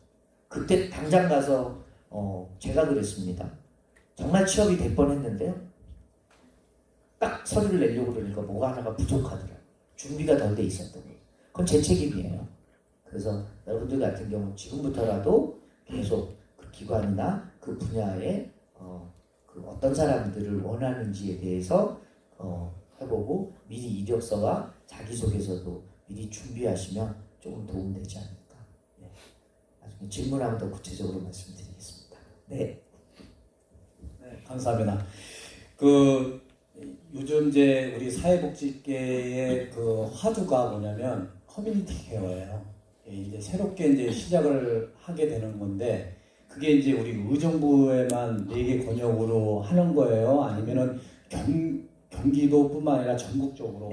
그러면 이제 노인복지관의 일자리가 굉장히 많이 늘어나게 되겠네요. 네, 재간 쪽하고 노인복지관이 주로. 네. 그래서 이건 뭐 전국이라 어디든 이제 물론 의정부는 4개 권역으로 나눴지만 노원구는 뭐 필요에 따라 1개로 한다든지 2개로 한다든지. 그래서 아마 심의가 끝난 데가 있는 걸로도 알고 그 다음에 고양시는 뭐 모든 종합사회복지관이나 노인복지관들이 그렇게 한다고 하니까 채용은 아마 11월 요 하반부터 12월에 하는데 그 중에 이제 생활관리하는 저기는 뭐 전공시만 가는 학생들 같은 경우 되게 유리할 것 같은데 꼭 지금 자격증이 없어도 우대이지만 충분히 졸업 예정자도 가능합니다. 네. 그래서 혹시 노인복지관과 관련해서 좀 관심이 있는 사람들은 커뮤니티 케어에 대해서 한번 좀 관심을 좀 가졌으면 좋겠고요. 또 취업을 할 수 있는 그런 계기가 마련이 됐으면 좋겠네요. 이 앞에서 두 분이 그 취업에 필요한 말씀들을 전반적으로 다 말씀해 주셔서 저는 중복되는 건 빼고요. 우리 기관 중심으로 좀 말씀을 드릴게요. 일단 인력은 저희들이 정규직이 제일 많은 것 같습니다. 예전에는 장애인복지관도 보건복지부에서 가나다형으로 해서 가형은 31명 이상, 나형은 25명 이상, 다형은 20명 미만 이렇게 해서 가나다형으로 해서 인력이 딱 픽스가 돼 있어서 이 한 명을 증원하는데 굉장히 어려웠어요. 근데 2005년도에 노무현 정부 때 장애복지관 이 사업이 보건복지부에서 지방으로 이양이 되면서 이 뭐라고 하죠? 총원 개념이 없어졌습니다. 그래서 지자체의 승인만 얻으면 증원이 가능한데 실질적으로는 그것도 굉장히 어렵습니다. 예산과 관련돼 있어서. 저희들은 예전으로 따지면 이제 가형이고요. 정규직이 39명입니다. 이 중에서 정규직이 39명이고요. 계약직이 11명. 계약직도 1년마다 그 기금 사업에 같은 경우는 1년마다 재계약을 하는데 보통 무기계약이라고 해서 한번 계약을 하면 2년 지나면 무기계약직으로 전환이 됩니다. 그래서 말은 계약직이지만 기금 사업에서 어떤 그 인건비 지침이 명확히 명시되어 있으면 그걸 따르지만 복지관 봉급 체계하고는 다르게 그렇지 않으면 다 복지관에 있는 정규직과 똑같이 급여, 복리후생, 휴가 다 적용이 됩니다. 그래서 정규직 39명, 계약직 11명에서 총 50명이고요. 이 중에는 장애인 직원이 10명이 있습니다. 저희는 장애인 복지관이라서 여러분들 잘 아시겠지만 또 장애인을 또 많이 고용할 수 있도록 우리 운영법인에서도 장려를 하기 때문에 한 20% 정도인 장애인 직원이 10명이 근무하고 있는데 뭐 발달 장애도 있으시고요. 정신장애도 있으시고 청각, 지체 이렇게 다양하게 근무를 하고 계십니다. 조직을 잠깐 말씀드리면 뭐 관장이 있고 사무국장이 있고요. 8개 팀으로 운영이 되고 있어요.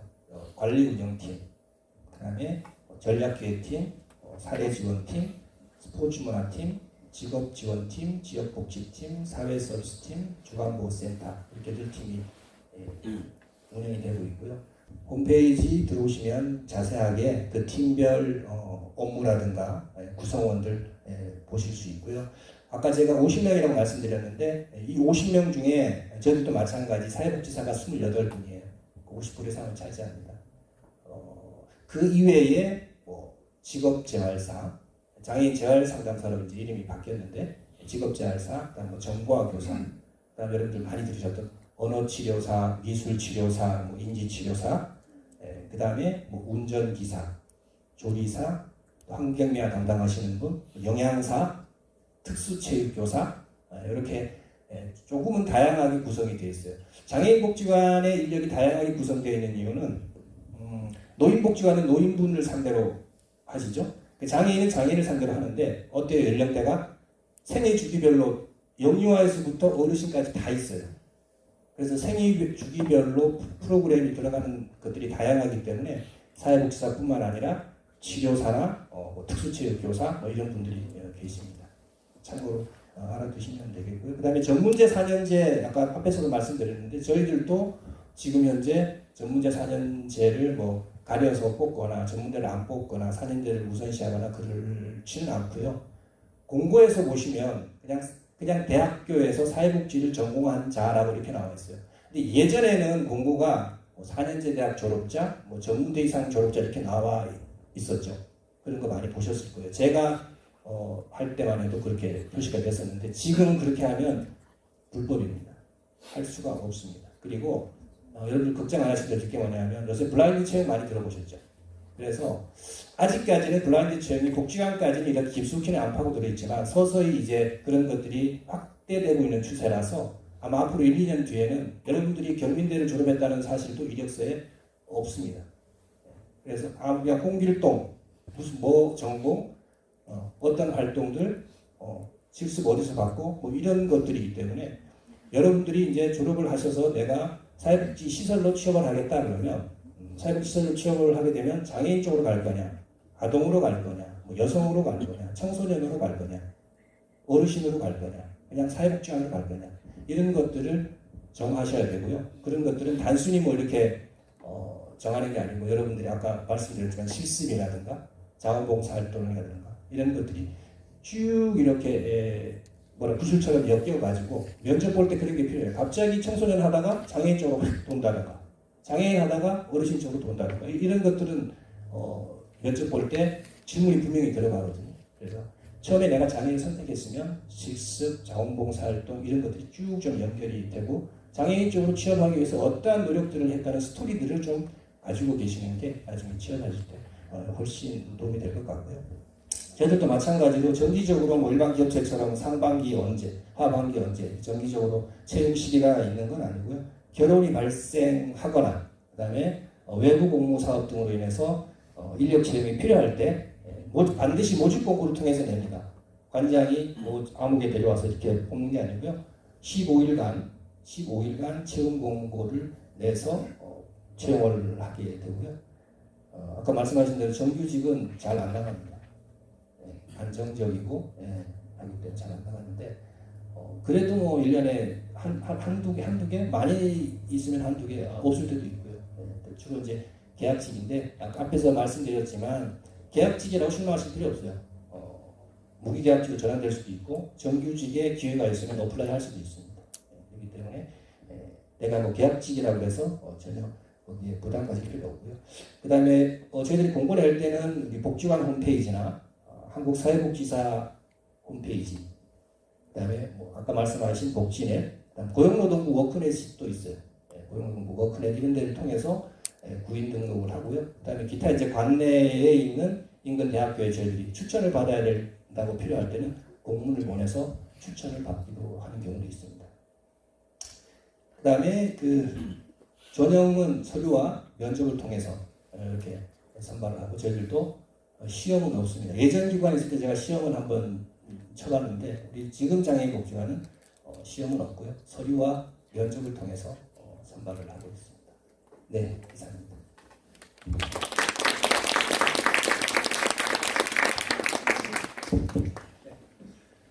네, 어떻게 제가 이제 세 분야 종합사회복지관, 노인복지관, 장애인복지관 이렇게 얘기를 들어보니까 일단은 그 정규직이 그렇게 뭐 이직률이 높지 않기 때문에 정규직으로 처음 시작하기보다는 계약직으로 이렇게 시작을 하는 것이 좋겠다라는 그런 의견이신 거죠? 계약직으로라도 이렇게 시작을 하는 게 좋겠다라고 이렇게 말씀을 해주셨습니다. 그러면 이제 우리 학생들이 좀 궁금할 것 같아서 제가 사전에 이제 시나리오에는 없었는데 제가 이제 좀 질문을 좀 드리고 싶은 게 그러면 이렇게 취업을 하게 되면 계약직, 뭐 정규직, 이렇게 뭐 무기계약직 이렇게 했을 때 그 기관별로 급여 수준이 좀 이게 좀 약간 민감한 부분일 수도 있는데 굉장히 또 우리 학생들이 또 궁금해할 것 같아요. 그래서 지난번에 제가 알기로는 우리 배승용 관장님이 경기도의 우리 사회복지사 처우 개선에 관한 그런 연구를 해서 한번 발표를 하신 걸로 제가 기억을 하고 있는데 지금 전반적으로 우리 사회복지 시설에 그 급여 수준이 한 어느 정도 되는지 좀 여러분들 궁금하죠? 네. 그래서 한번 급여 수준에 대해서 뭐 정확하지는 않더라도 대략적으로 한번 좀 말씀을 좀 해주셨으면 좋겠어요. 네, 뭐 저도 딸이 여러분보다 큰 딸이 한 살이 많습니다. 그래서 이제 자녀의 문제가 됐죠. 둘째 딸도 이제 고3이어서 이제 대학을 가고 저희 때는 정규직이다 이런 단어가 없었으니까 그냥 복지관 직원으로 들어가서 그런 차이를 못 느꼈는데 요 근래 와서 이제 면접 때 그런 좀 전에 우리 두 관장님도 말씀하셔서 저도 차이가 별로 없다고 하는데 아마 본인들은 아무래도 그런 안정성에 대해서 되게 불안해하고 뭐 이런 것들이 있는 것 같아요. 이제 근데 이제 거기에 이제 기인하는 것 중에 사실 이제 급여라는 것이 있죠. 뭐 장애인복지관이나 종합사회복지관이 노인복지관하고 조금 다를 수 있겠는데 일반적으로 이제 정규직이라고 하면 저희가 매년마다 사회복지시설 관리 안내라는 게 지침이 나옵니다. 거기에 보면 종합사회복지관, 장애인복지관, 노인복지관 또는 뭐 생활시설 뭐 이런 데에 그 인건비 가이드라인이 있어요. 그래서 1호봉은 얼마, 2호봉은 얼마. 그래서 이제 뭐 남자 직원 같은 경우 군대 갔다 와서 군대 호봉을 쳐주고 시작하고 우리 여학생들 같은 경우는 1호봉부터 시작을 하죠. 그래서 그 기준에 한 30호봉까지는 그냥 쭉 이렇게 올라가게 되어 있습니다. 근데 이제 계약직이라는 부분은 어떤 부분에서 차이가 있냐면 이게 이제 호봉제로 책정이 되는 것이 아니라 그 사업과 관련돼서 인건비가 이제 특정화되죠. 예, 그래서 노인 일자리다 아마 가장 많이들 취업하시는 분야인데 노인 일자리 같은 경우는 이제 매년마다 뭐 작년부터 좋아졌다고는 하지만 그래도 아직까지도 아쉬운 부분이 최저임금 수준으로 딱 돼 있어요. 그래서 4대 보험 뭐 퇴직금은 있지만 그래서 그렇게 되어 있고 그 다음에 이제 뭐 저희 복지관에서 노인 돌봄 뭐 기본 사업이다 이런 데는 이제 뭐 그거보다는 많지만 아까 말씀드렸던 매년마다 호봉이 올라간다든지 그런 게 없는 겁니다. 그래서 아까 교수님 말씀하신 것처럼 경기도가 됐던 보건복지부가 됐던 저희는 계속 그거에 대해서 시정에 대해서 현장에서 이야기하고 다만 지금 한국사회복지협회에서도 그렇고 경기도도 지금 이제 조례가 얼마 전에 김은주 경기도 의원이라고 저희가 북부에서 이제 그런 발표를 하고 그런데 저도 이제 경기도 사회복지협회에서 일을 하고 있기 때문에 그래서 내년부터 동일노동 동일임금이 적용되는 근거인 조례가 만들어졌어요. 내년부터 된다는 이야기는 아니고 뭔가 되려면 법이나 조례라는 게 있어야 그 근거에 의해서 저희가 요구할 수 있거든요. 그래서 경기도 조례가 만들어졌습니다. 그리고 아까 말씀드렸지만 한국사회복지협회에서도 이 동일노동, 동일임금이라는 건 뭐냐면 같은 사회복지사로서 일을 하게 되면 어디에 지역아동센터에 있던 복지관에 있던 임금이 지금은 서로 달라요. 같은 요 3종 복지관들도 조금씩은 차이가 있습니다. 그러다 보니까 아무래도 선호하는 분야가 임금 때문에 가는 건 아니지만 차이가 있겠죠. 뭐 오늘의 주제는 아니지만 지역아동센터 같은 경우는 뭐 정말 수준이 상당히 낮습니다. 어떻게 되겠어요? 좋은 인력들이 잘 안 가겠죠.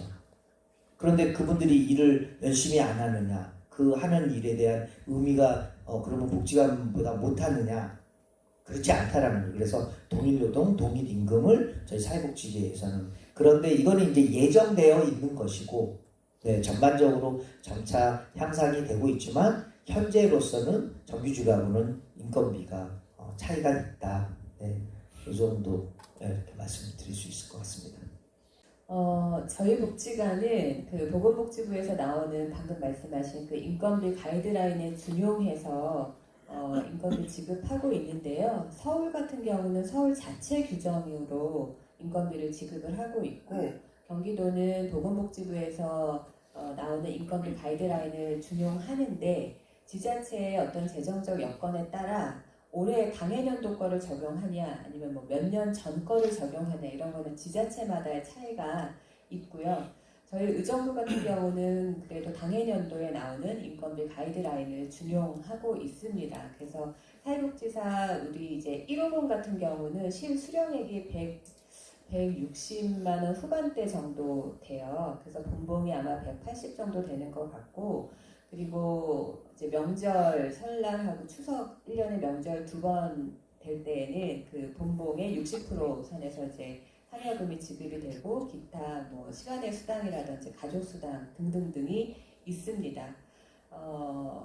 군대를 다녀오신 남성분들의 경우는 이제 3호봉부터 시작이 되고요. 경력직 같은 경우는 실제 일한 그 경력을 개월수로 산정을 해가지고 12개월이 되면 1호 봉씩 올라가는 그런 개념으로 되고 있고, 예전에는 1년 중에 이제 2번 정도 호봉이 이렇게 승급된다고 하죠. 호봉이 승급되는 기간이 정해져 있었는데, 지금은 개별적으로 경력직에 따라서 그 개월수가 이제 12개월이 차는 순간에 이제 바로 호봉이 승급되는 그런 절차가 좀 되고 있습니다. 그래서 방금 말씀하신 그 동일 노동, 동일 임금에 대한 부분은 아마 사회복지계에서 이제 계속 지향해야 되는 하나의 이제 과제인 것 같은데요. 저희 종합사회복지관만 해도 아까 제가 북부와 남부 지역의 차이를 잠깐 말씀드렸는데, 인건비에서도 북부와 남부의 차이가 있습니다.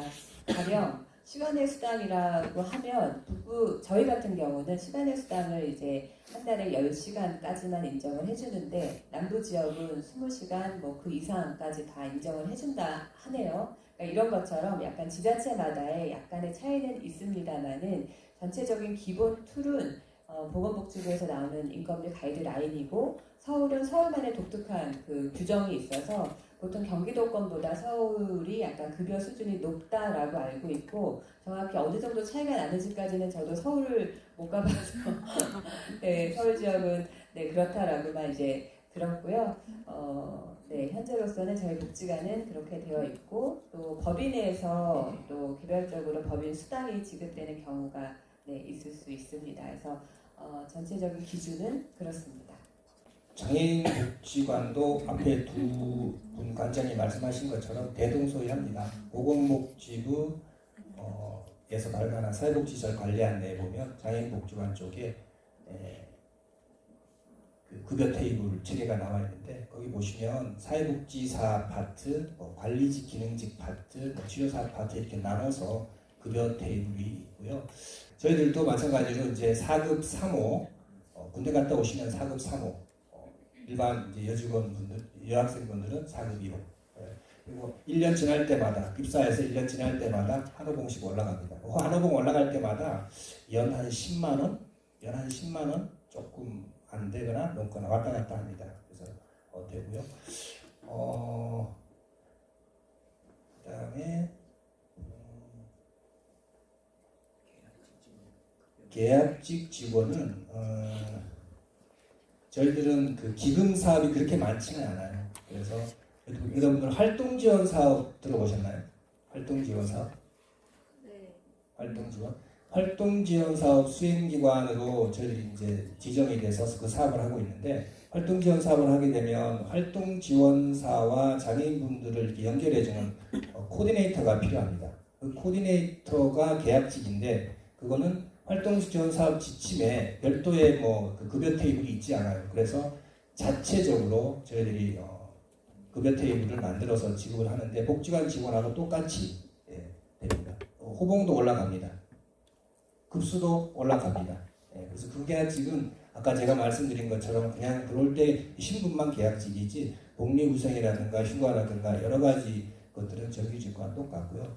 그렇지 않고 이제 기금 사업으로 예를 들면 우리가 한국장애인 고용공단에서 하는 근로지원인 사업, 근로지원인 사업은 어떤 거냐면, 장애인이 일반 회사에 취업했을 때, 제가 만약에 이제 직장을 가졌을 때 목발을 짚고 다니거나 또 휠체어를 타고 다니면 그로 인해서 그 장애로 인해서 못하는 일이 있잖아요. 예를 들면 높은 데 있는 물건을 못 건네다든가, 휠체어를 타고 출장 갈 때는 그 휠체어를 좀 이동해 주거나 밀어줘야 된다든가, 그런 일들을 도와주는, 지원해주는 역할을 하시는 분이 근로지원인인데, 그 근로지원인 사업은 지침에 명시가 돼 있어서 그런 부분들은 저희들이 별도로 더 드릴 수가 없는 부분이 있어요. 그래서 기금 사업에서 어떻게 급여가 딱 명시되어 있는 경우에는 그 지침을 지켜야 되기 때문에 안 되지만, 그렇지 않은 경우는 복지관 직원들하고 동등하게 저희 지급하려고 노력을 하고 있고, 지금도 그렇게 하고 있습니다. 네, 네, 감사합니다. 네, 박수 한번 쳐주세요. 네. 하여튼 우리 급여 체계에 대해서 한번 좀 말씀을 좀 나눴고요. 이번에는 이제 약간의 본론적인 그런 부분이라고 할까요? 오늘 주제인데, 우리가 이제 어느 기관에 이제 원서를 내서 이제 면접을 이제 보게 경우가 있는데 그 면접을 위해서 어떻게 좀 준비를 해야 되고 그 면접을 떠나서 우리 취업을 위해서 취업과 면접을 위해서 어떻게 준비를 해야 되고 또 면접을 볼 때 그 면접장에서 어떻게 해야 될지 그 유의사항에 대해서 한번 물론 거의 뭐 비슷할 거예요. 내용들은 비슷할지 모르겠는데 약간의 이제 종합사회복지관이나 노인복지관이나 또 장애인복지관에 맞는 그런 또 면접 요령이 있을 거로 예상이 되거든요. 그래서 한번 그 부분에 대해서 우리 세 분 과장님의 말씀을 좀 듣는 시간을 갖도록 하겠습니다. 그러면은 정인철 과장님부터 한 생각을 할 수가 없습니다. 자, 이제 취업을 하려면 일단은 그 공고문을 보고 여러분들이 거기에 어떤 서류가 있는지 어떤 준비를 해야 되는지 거기서부터 시작이 되는 것 같은데요.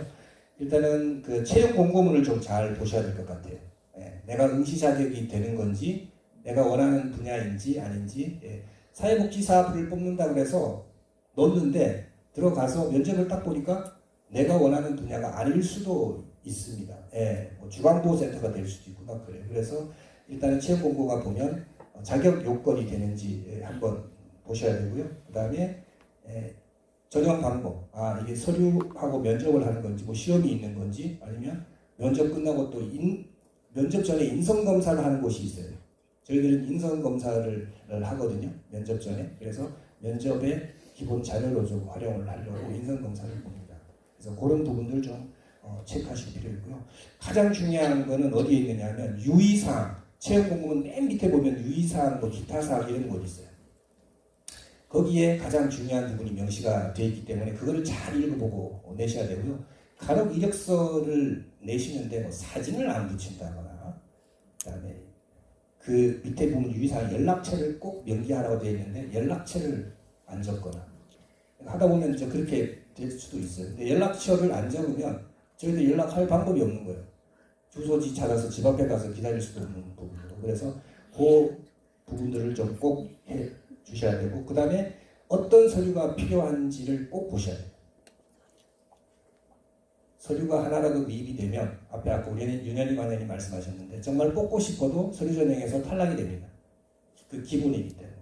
그리고 저 혼자서 그냥 심사를 하게 되면 이 친구 지난번에 특강 때 봤던 친구인데 넣어줘야지.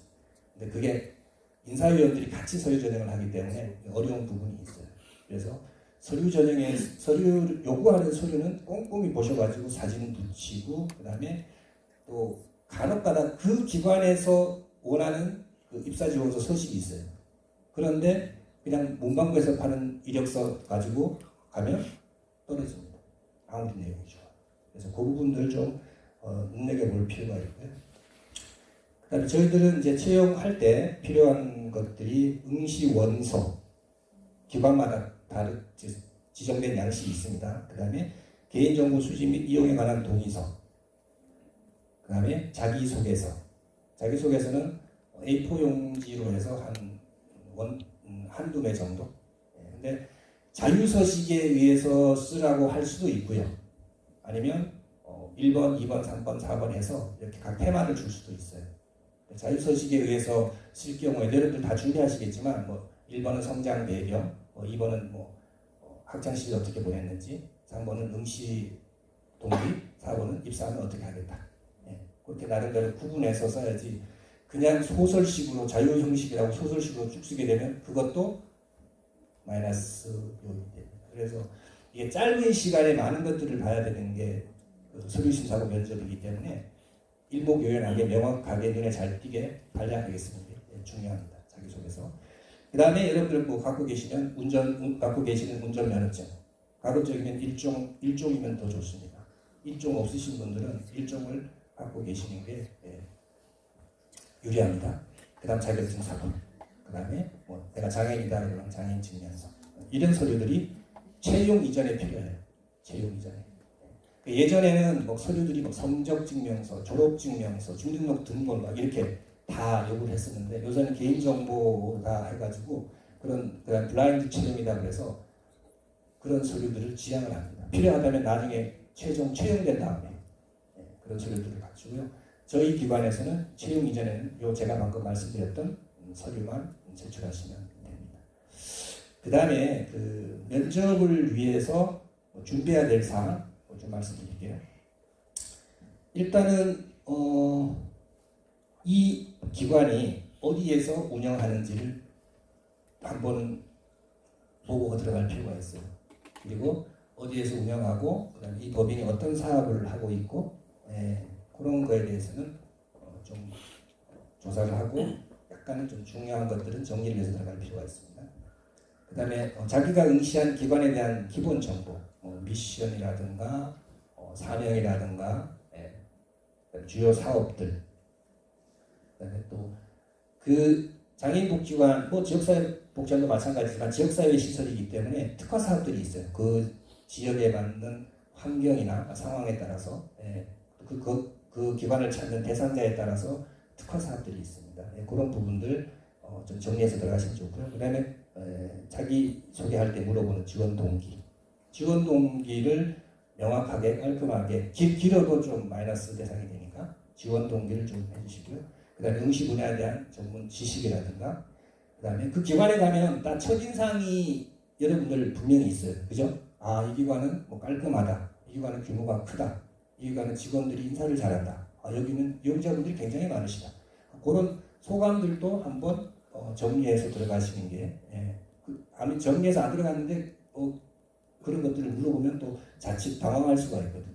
그래서 그런 부분들도 한번 정리해 가시면 좋을 것 같고 그 다음에 장애인 분야 쪽에 만약에 어플라이를 한다 그러면 최근에 장애인 분야에 이슈가 되는 문제점들 장애인 파트에서 뭘 그렇게 중요시하는지 왜 그렇게 하는지 요구사항은 뭔지 요새 장애인 쪽에는 장애 등급제라든가 그다음에 아까 우리 배승현 관장이 말씀하셨던 커뮤니티 케어 마찬가지 장애인 쪽도 커뮤니티 케어가 이슈가 되고 있거든요. 그래서 그런 부분들은 내가 이쪽 분야를 응시하면서 관심을 가지고 쭉 모니터링하고 있다는 걸 보여주는 거예요. 면접관들한테. 그래서 최근 장애인 분야에 대한 이슈를 좀 정리해드리면 좋고 그 다음에 가장 이건 기본적인 거죠. 단정한 복장.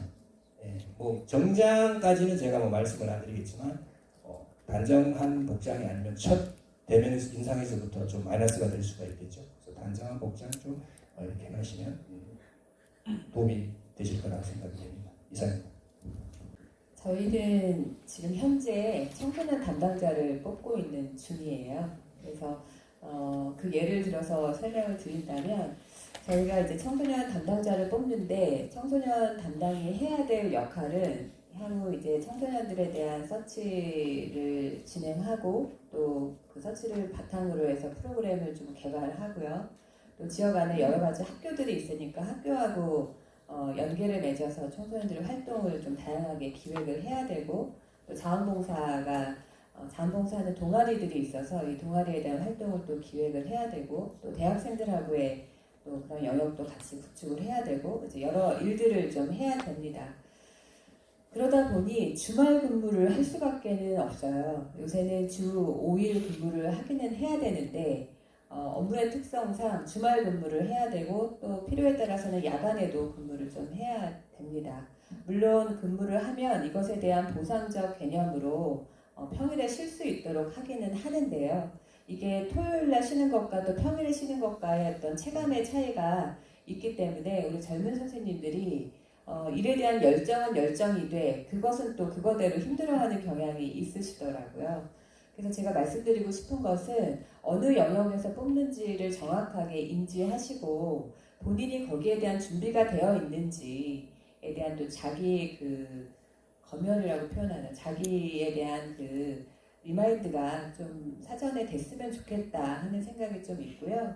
저희 복지관 같은 경우는 면접을 볼 때 13명 조직이긴 하지만 조직이잖아요. 그러니까 조직 안에서 얼마나 같이 이렇게 서로 조화롭게 일을 할 수 있느냐, 서로 너무 혼자만의 세계가 너무 많은 친구들보다는 이왕이면 조직 안에서 같이 어우러지면서 서로 간에 좀 협동할 수 있고 협조할 수 있고 상호 이해할 수 있을까라고 하는 그 개인적인 품성과 인성에 대해서 조금 주의 깊게 보고 또 그 뽑는 분야에 대해서 얼마나 그간 노력을 했고 또 준비가 되어 있는지 우선은 서류를 보는데 예를 들어 이제 어느 학교 졸업 끝 이런 학생하고 졸업을 했지만 자원봉사는 어디서 했고 봉사 또 다양한 관심 영역은 또 어떤 것이었고 자격증은 뭘 취득했고 실습은 어디서 했고 이제 이렇게 기록한 친구하고 그냥 학교 졸업 끝 이렇게 해서 밑에 공란이 많은 친구하고 있으면 당연히 서류 전형에서 어떤 분이 채용이 되겠습니까? 이제 그런 부분처럼 본인의 활동 이력이 많으셔야 되세요. 그래서 처음부터 나는 노인이다, 장애인이다 정해져서 이렇게 주력하는 게 가장 좋겠지만 고민의 시간이 많을 수 있잖아요. 그러면은 여하튼 다양한 활동에서라도 쭉 활동을 하시면서 그 와중에 어떤 분야가 있다 그러면 그 분야에 더 집중한 것처럼 이렇게 표현해내는 것도 여러분들에게 상당히 중요한 포인트가 되지 않을까라고 생각을 좀 하고 저희는 복지관을 위탁하는 법인이 의정부 YMCA인데 의정부 YMCA 법인에 대해서 혹시 아냐 이 질문을 항상 해요. 그리고 복지관에 대해서 한번 설명해 보겠습니까? 라는 질문도 대체로 하는 편입니다. 그리고 개인적인 성향, 집중하는 유형인지 아니면 쉬운 말로 오지랖이 이렇게 넓은 유형인지 뭐 이런 것도 질문을 할 때도 있습니다. 그래서 그런 질문들을 통해서 우리 안에 조직에서 얼마나 이렇게 녹아질 수 있는지 그리고 여러 가지 번외 일들이 많이 있어요. 현장에는 그 일들에 대해서도 얼마나 오픈마인드 할 수 있는지 여러 가지로 업무에 대한 준비성도 보지만 조직적으로 잘 어우러질 수 있는지에 대해서도 유심히 보는 편입니다. 네, 두분 관장님 말씀 그대로 이해하시면 되고요. 제가 추가할 것만 딱 세 가지만 하나는 아까 정희철 관장님 말씀하셨는데 정말 가장 기본적이면서도 안타까울 때가 서류 누락입니다. 생각보다 많이 있습니다. 이거는 뭐 어떻게 해줄 수 있는 방법이 없어요. 제가 아무리 그 학생이 너무 좋다 이래도 뭐 마지막 날 한 5분 남겨두고 예를 들면 서류를 냈는데 양식이 틀리다든지 그 공고에 나와 있는 서류가 누락됐다 그러면 요새는 뭐 그걸 뭐 어떻게 해줄 수 있다? 네. 그래서 아까 말씀드린 것처럼 미리미리 좀 보시는 게 되게 좋겠고요. 꼼꼼하게 그렇게 하시면 될 것 같고 두 번째는 저는 A형이에요. 혈액형이. 네. A형이지만 이렇게 많은 사람들이 이제 제가 되게 소심합니다. 되게 낯가림이 심합니다. 그러면 아마 교수님들도 웃으실 거고 저희 직원들도 웃으실 거예요. 왜 그러냐면 지금 보이는 모습은 되게 활달하고 적극적이고 네. 왜 그랬냐면 사람한테 강점하고 약점이 있거든요. 네, 약점이 부정적인 의미보다 그런데 면접을 보거나 이럴 때 너무 이 성격이 활달하다, 자신감이 넘친다, 좋죠. 그러나 참 이게 사람이 사람을 선택할 때는 감정이 있는 동물이라 너무 튀는 거 아니야? 아까 우리 윤영희 관장님처럼 조직 생활을 하는데 저 친구는 너무 자신감이 넘쳐서 그게 또 마이너스가 될 때가 있어요. 그럼 본인이 그러한 것이 강점이라고 생각하면 면접 때는 좀 겸손함을 자신 있게 얘기하지만 좀 겸손함을 갖게 있고 반대로 내가 평상시에 너무 내성적이에요. 근데 면접 가서 내성적인 성격을 그대로 드러냈다가 이 친구가 과연 아까 표현하셨잖아요. 생각보다 많이 있습니다. 자기만의 세계에 빠져있는 분. 그럼 조직생활이 안 돼요. 뭐 예를 들면 꿍 하다가 나중에 본인이 잘못한 걸 윗상사한테 얘기한다든지 이러면 이거 대처가 안 되니까 저도 많이 봤습니다.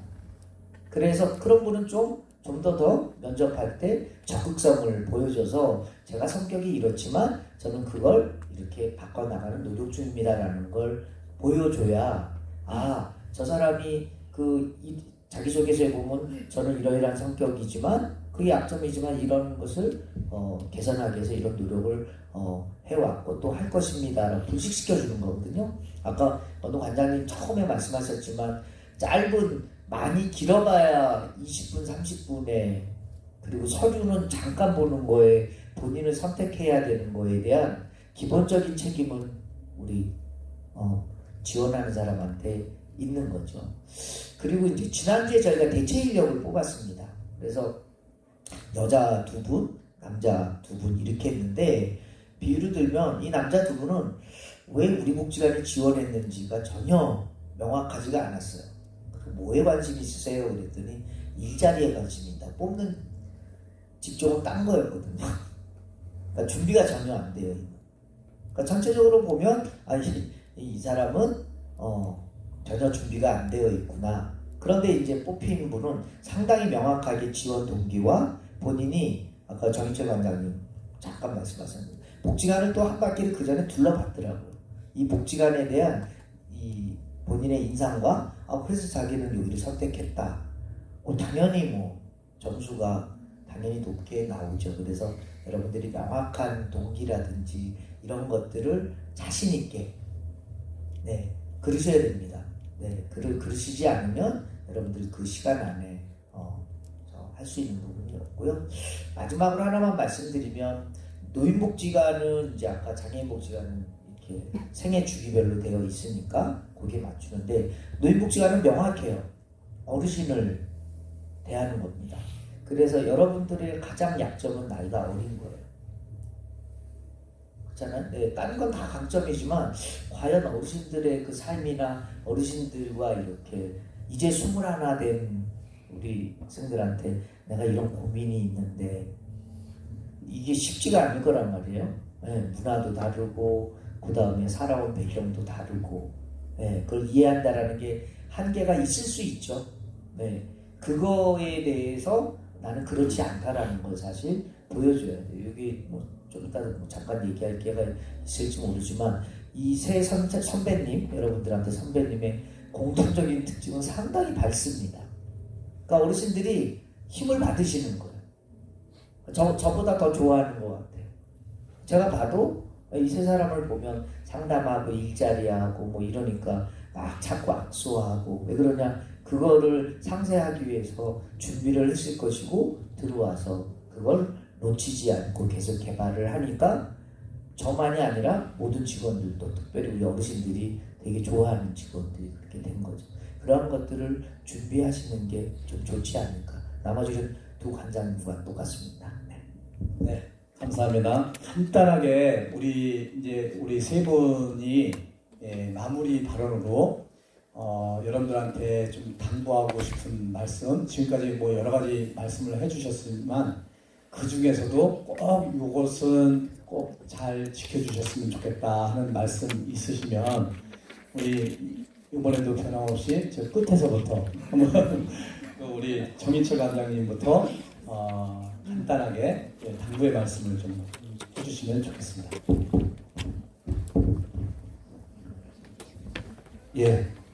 취업을 이제 앞두고 생각도 많고 내가 과연 어느 쪽으로 진로를 잡아야 될 것인가 하는 고민들이 많으실 거예요. 그리고 지금이 100세 시대잖아요. 여러분 취업하시면 직장 생활을 이제 60세까지 해야 되니까 거의 막 25년, 30년 한 직장에서 할 건지 어떻게 할 건지 그런 고민들이 많으실 텐데 어쨌든 지금 최진 환경에서 최선을 다하는 게 저는 굉장히 중요하다고 생각하고요. 잘 아시겠지만 저는 장애인 당사자잖아요. 제가 장애가 언제 입었냐면 생후 9개월 때 소아마비라고 아시나요? 예전에 소아마비. 지금은 없어진 질병인데 예전에는 소아마비 주사를 맞았어야 돼요. 안 그러면 소아마비가 걸립니다. 그래서 저는 생후 9개월 때 이렇게 이제 걸음마 한다고 벽 짚고 걷다가 그때 이제 소아마비 장애인이 돼서 한 50여 년 이상 이제 살고 있는데 저보다는 여러분들이 훨씬 더 환경이 좋아요. 저는 중학교, 고등학교를 친구한테 업혀서 다니고 수술하느라고 휴학도 한번 했고 대학도 뭐 들어갈 때도 그렇게 쉽지 않았고 지금은 편의시설이 잘 돼 있습니다. 학교도 이 학교도 마찬가지지만 저희들이 학교 다닐 때 편의시설도 안 돼 있어서 수업 끝나고 그 다음 강의실로 가는 뭐 지각하죠. 10분 만에 못 가니까 10분 5분 만에 못 가니까 그런 경우도 있어요. 지금은 뭐 이제 결혼을 해서 잘 살지만 결혼할 때도 굉장히 반대가 심해서 그래 가서 뭐 우여곡절들을 많이 겪은 사람인데 그래도 여기 와서 이렇게 관장하고 여러분들 앞에서 잘나지도 못했는데 이렇게 얘기를 하고 있잖아요. 그래서 여러분들도 용기 가지고 지금 처한 상황에서 최선을 다하시면 분명히 좋은 결과가 있을 겁니다. 아까도 말씀을 드렸지만 면허증 1급 1종 보통 면허증하고요. 1급 자격 시험 1급 자격이든 2급 자격이든 취업하는데 뭐 이렇게 티나게 차별하지는 않지만 나중에 여러분들이 2급 가진 거하고 1급 가진 거하고는 그래도 조금은 국가 자격증이기 때문에 1급은 꼭 준비하셔서 갖고 계시는 게 좋습니다. 예, 그리고 일종 보통 그다음에 현장에서 좀 지치는 이유가 일도 많지만 복지관을 찾으시는 분들에 대한 민원 거기에서 오는 그런 소진도 많아요. 그래서 멘탈이 굉장히 좀 강해야 됩니다. 그런 훈련들도 실습이나 뭐 자원봉사 하시면서 좀 해놓으시면 여러분들 도움 될 것 같고요. 오늘 이렇게 귀한 시간 여러분들하고 소통할 수 있는 기회가 돼서 고맙습니다. 고맙습니다. 네. 취업이 고민이시긴 하지만 뜻하고자 한다면 아마 다 취업 이루실 수 있고요. 뜻하고자 한다면 거기에 따른 이력을 잘 이렇게 하는 노력이 아마 다 수반되실 거고 그러다 보면 또 좋은 일자리가 분명히 생길 거라고 생각을 합니다. 그래서 여러분들의 발걸음을 응원드리고 저희 복지관에서도 또 이제 함께 할 수 있는 부분들이 무엇이 있는지 저희도 또 많이 고민하고 그렇게 하도록 하겠습니다.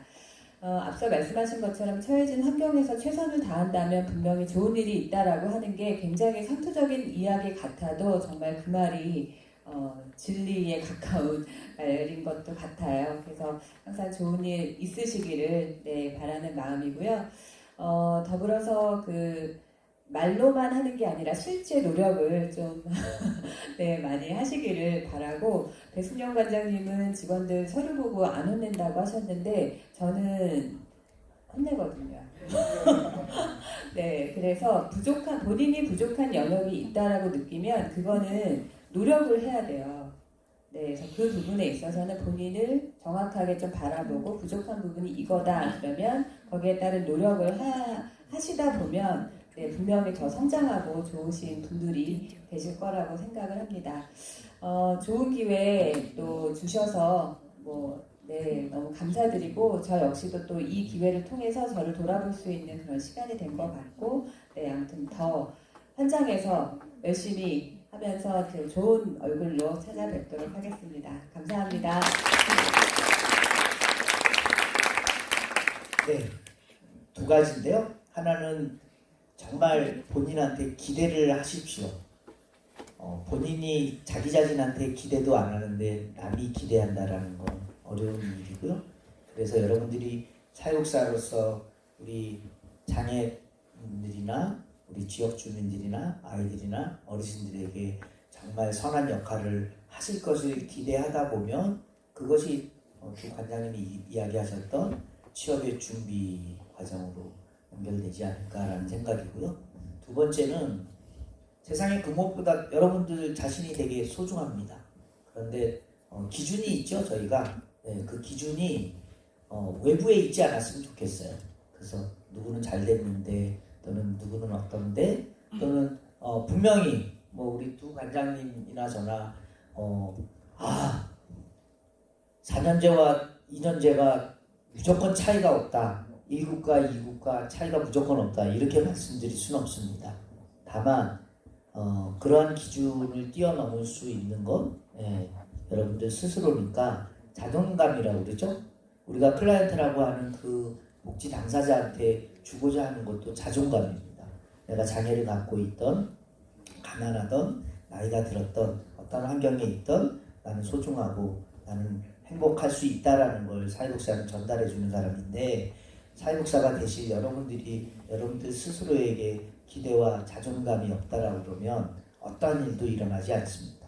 여러분들 저를 포함해서 관장님도 또 많은 분들이 여러분들의 노력하시는 거에 뜻하는 바에 위력이나마 아마 같이 함께 하려고 할 것 같고요.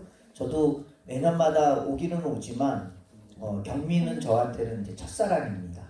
네, 그래서 경민 사회복지과 하면 사실 우리 새 선배들도 오늘 와서 10년 만에 학교 온 선배도 있고 그런데 되게 설렌다고 그러는데 저도 늘 경민 올 때마다 그 설레고 우리 학교는 다르지만 후배로서 이렇게 만나는 그 시간이 되게 설레는 시간이어서 일단 귀한 기회를 주신 윤춘모 교수님이나 우리 김재균 교수님, 주정 교수님도 오늘 참석치 못하셨지만 우리 교수님들한테 감사의 말씀 전하도록 하겠습니다. 감사합니다.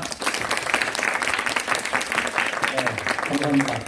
어떻게 새로운 틀로 이렇게 토크 콘서트를 했는데 어떻게 괜찮았나요? 좋았나요? 네, 감사합니다. 우리 오늘 딱 보니까 딱 2시간 걸렸네요. 2시간 걸렸는데 걸린 시간만큼 또 의미 있는 그런 시간이 되지 않았나 이렇게 생각이 들고요.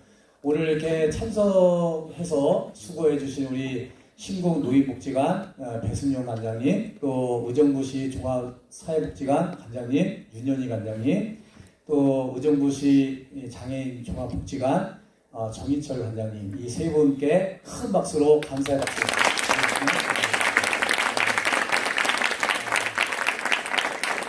아무쪼록 오늘 이 면접 토크 콘서트를 통해서 여러분들이 취업을 하는데 많은 도움이 되었으면 좋겠습니다. 여러분 끝까지 잘 경청해 주시고 참여해 주셔서 진심으로 감사를 드립니다. 이상으로 마치겠습니다. 감사합니다.